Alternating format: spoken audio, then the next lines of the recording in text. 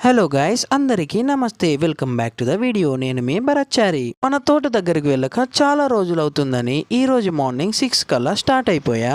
నేను ప్రతిసారి తొందరగా వెళ్తా, కానీ ఈసారి లేట్ అయిపోయింది. కానీ మా డాడీ మాత్రం నిన్నటి నుంచి తోట దగ్గరనే ఉన్నాడు. ఫైనల్ గా మనం తోట దగ్గరికి అయితే రీచ్ అయిపోయాం. ఇప్పుడు ఏమేం చెట్లు ఉన్నాయో చూపిస్తాను, చూడండి.